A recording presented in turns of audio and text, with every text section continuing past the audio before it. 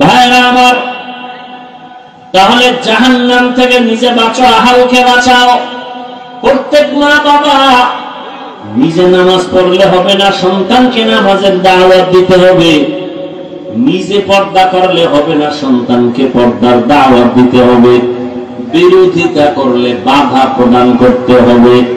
বাধাটা কেমনে দিবেন এটারও নিয়ম পদ্ধতি আমার রাসূল শিখায় গেছেন। এরা নবীর আশিক উম্মতের দল, দুনিয়ার রং তামাশায় তো কম দৌড়াইলা না। তোমার আমার আপনজন চোখের সামনে দেখলাম টাকার বাহাদুরি, ক্ষমতার বাহাদুরি, কত বন্ধু বান্ধব কত পার্কে পার্কে দৌড়াইলো, আড্ডা দিল আর আমাকে হাসলো। মাদ্রাসায় পড়িয়ে কোনো লাভ হবে না, কত বাজে কথা বলল, আমরাই তো আনন্দ করি, তোর কপালে আনন্দ নাই। এই বলিয়া বলিয়া যারা পার্কে পার্কে দৌড়ায়, সারা রাত মোবাইলের আড্ডা দেয় আর মেয়ে নিয়ে আড্ডা দেয়, গুনাহ করে, এই সমস্ত মানুষগুলো চোখের সামনে দেখতেছি। না সম্মান আছে, না মা বাবার দোয়া আছে, বরং আল্লাহ সম্মানের মানদণ্ডে তাদেরকেই রাখছেন যারা মদিনাওয়ালা নবীর আদর্শ মেনে চলে। এত ঝামেলায় জমিনের মধ্যে, কিন্তু যাদের কাছে রাসূলের আদর্শ আছে এদের মধ্যে এরা কোনো ঝামেলার মধ্যে নাই, বরং এরা সর্বোচ্চ সম্মানে এখনো আছে। মহামারী করোনায় তাকায় দেখো নাই, আল্লাহ চোখে আঙ্গুল দিয়া দেখায় দিলেন।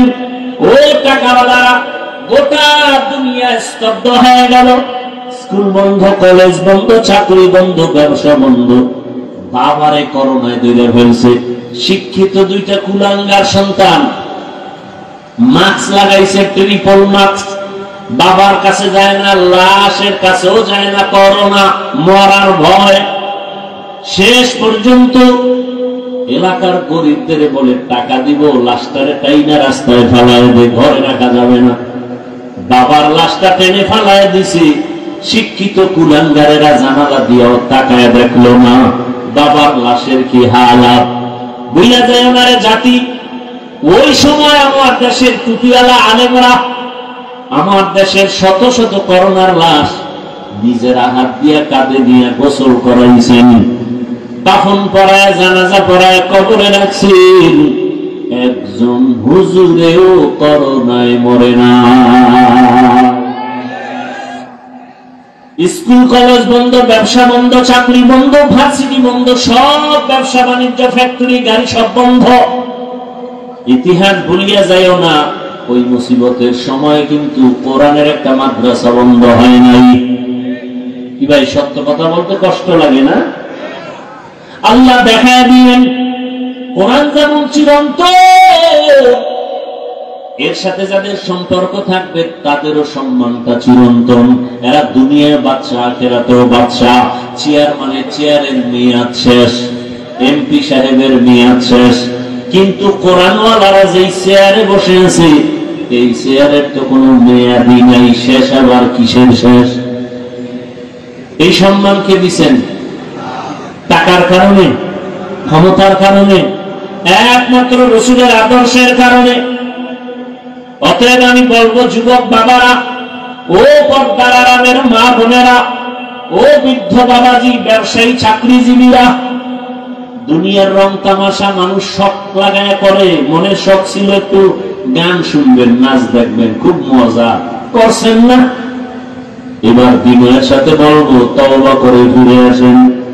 মনে আশা ছিল দুনিয়ার সিনেমা হলে যাবেন, পার্কে পার্কে ঘুরবেন, গুনাহ করবেন, গানের ময়দানে দৌড়াবেন।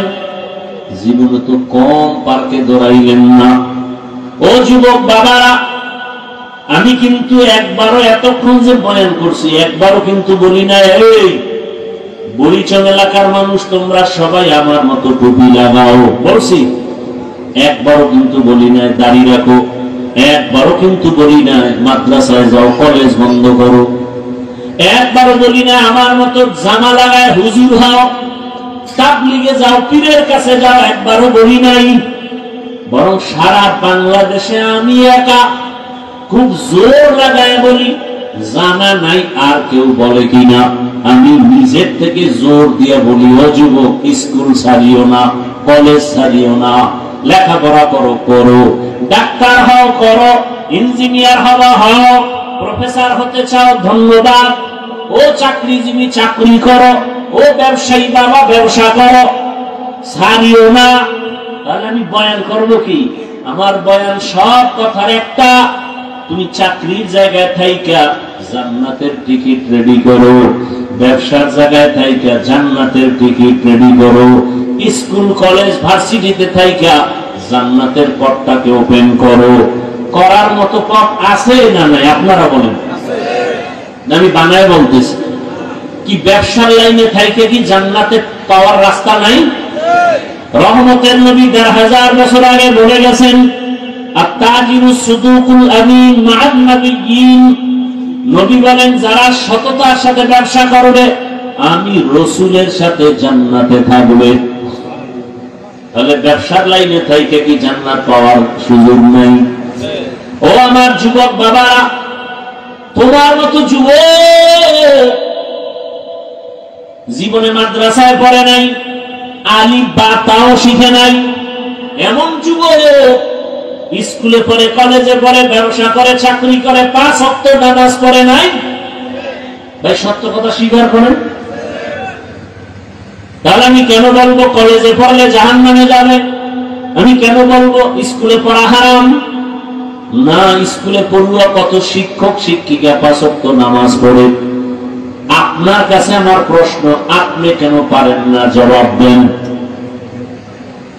আপনার মতো যুবকেরা রাস্তায় গাড়ি চালায়, নামাজ পড়ে নাই, আপনি পারেন না কেন? জবাব দেন।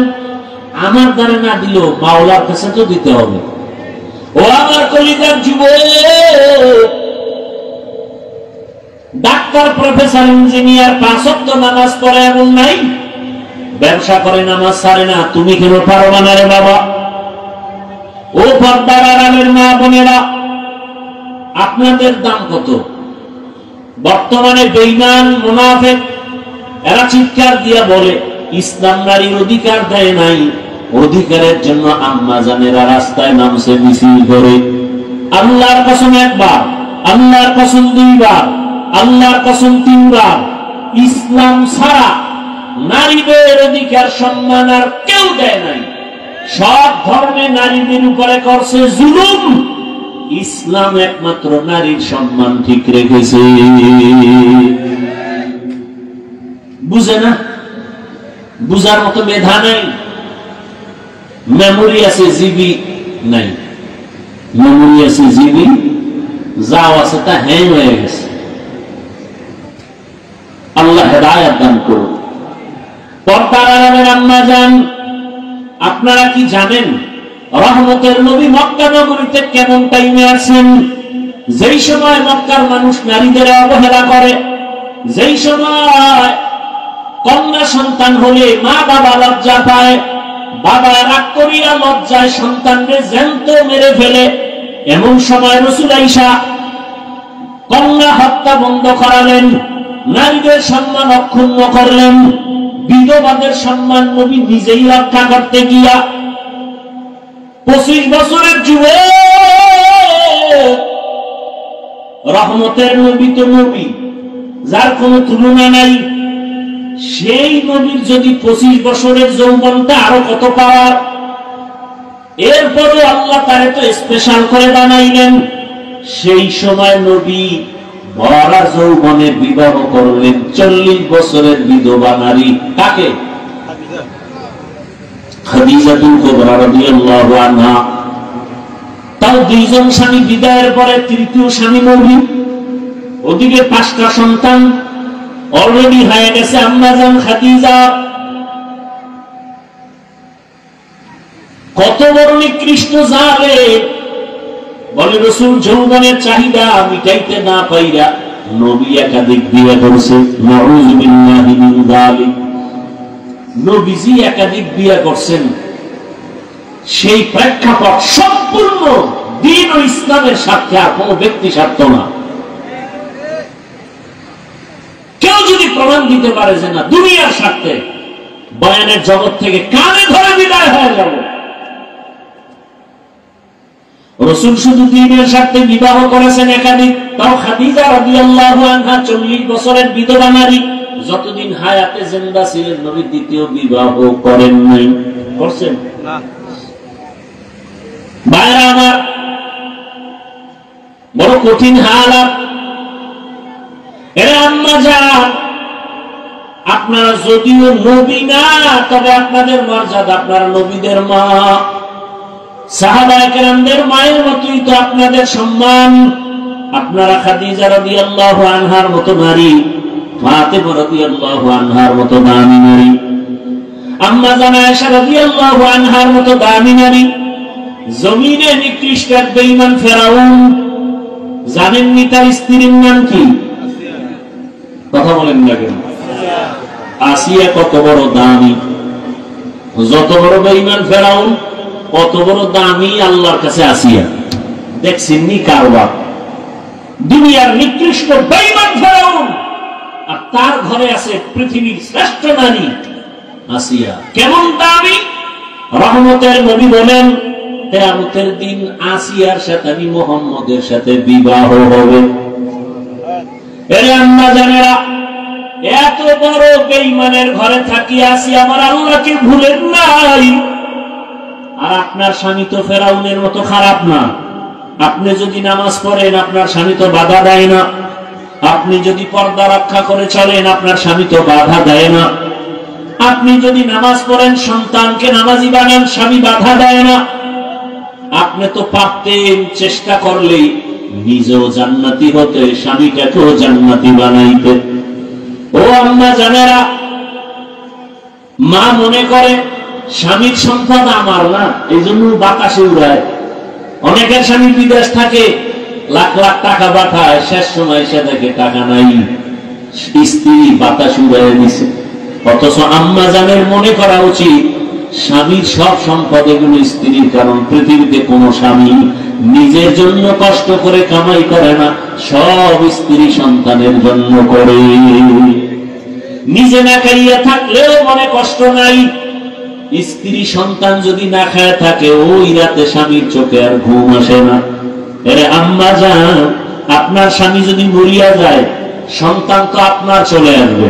ও আমার যুবক বাবারা, যারা বাবার টাকা বাতাস উড়াও, তুমি কি ভাবো না তোমার বাবা মরিয়া গেলে এই সম্পদ, এই সবকিছু তো তোমার? তুমি কার টাকা নষ্ট করো? তোমারটাই তো নষ্ট করো। তবে বলবা হুজুর ক্ষতি কি? লিখারা বাবারা যদি কোটি কোটি টাকা কামাই করে আর স্ত্রী সন্তানরা যদি চুরি করে না বলে সরায় দেয়, ওই সংসারে কোনোদিন লাভবান হবে না, কল্যাণ আসবে না। তাহলে নিজের বাবার ক্ষতি নিজে করলি।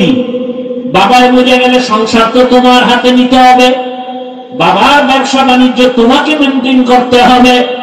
এই চিন্তা যদি যুবকেরা করত, বাবার একটা টাকাও মোবাইলে গুনায় খরচ করত না।